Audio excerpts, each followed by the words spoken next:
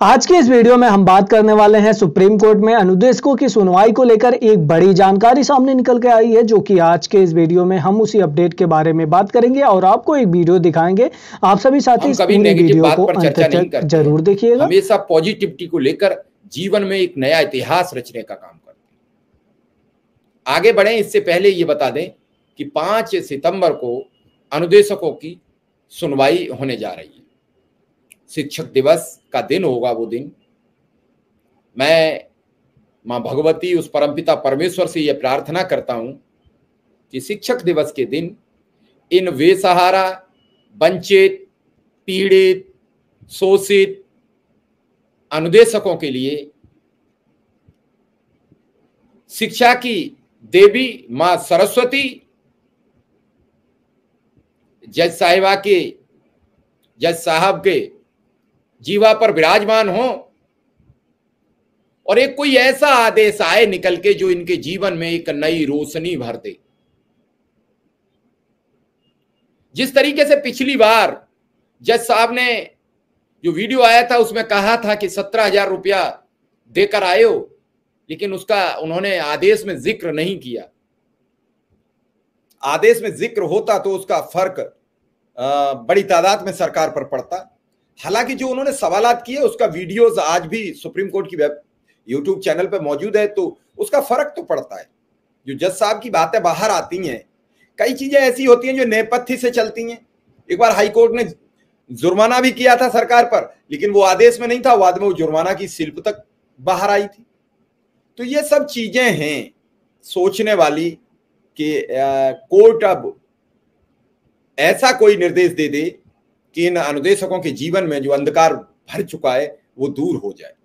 बहुत दिन हो गए, बहुत मेहनत करते हो गए इन्होंने। अब तो लाखों से ज्यादा संख्या में छात्रों को शिक्षित कर दिया। परिवार एक बहुत छोटी सी सैलरी पर डिपेंड है।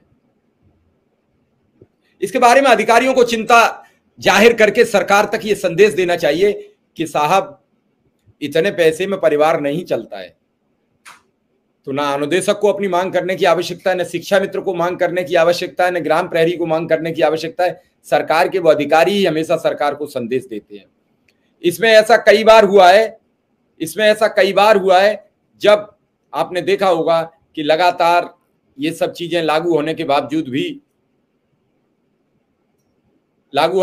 भी कई बार सिस्टम में अलग अलग तरीके की बातें आती हैं, विरोधाभासी बातें आती हैं, सरकार से सवालात की बातें आती हैं। एक टाइम था जब अनुदेशकों की चर्चा हुई तो उस समय न्यूनतम वेतनमान जो 8,470 रुपया था वो दिया गया, लेकिन वो किस आधार पर 1,470 लिया गया उसका भी उल्लेख नहीं हुआ और क्यों वापस लिया गया। आज 2,000 मिला, उसके बीच में एक दिन 9800 की भी अनुदेशकों के द्वारा बताई गई बातों के मुताबिक चर्चा थी कि विधानसभा में कहा गया तत्कालीन बेसिक शिक्षा मंत्री अनुपमा जायसवाल द्वारा कि आपको 9,800 रुपया मानदेय मिलेगा। उस पर कहीं कोई जिक्र नहीं हुआ। उसके बाद में 2022 में जब उठापटक हुई तो मुख्यमंत्री योगी आदित्यनाथ जी ने घोषणा की और उन्होंने अपना घोषणा जो की उस पर अमल किया, पूरा किया।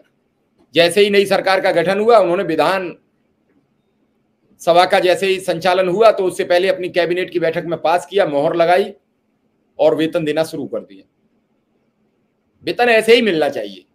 वही मैं फिर एक बार मुख्यमंत्री योगी आदित्यनाथ जी से यही अपील करता हूं कि कोर्ट फोर्ट की अलग बात है, कोर्ट की एक अलग सिस्टम है। ये लोग तो आप ही ने आशीर्वाद दिया था, आप ही ने अपने ट्विटर हैंडल से लिखा था कि हम अनुदेशक को 17,000 रुपया मानदेय देने की घोषणा कर रहे हैं।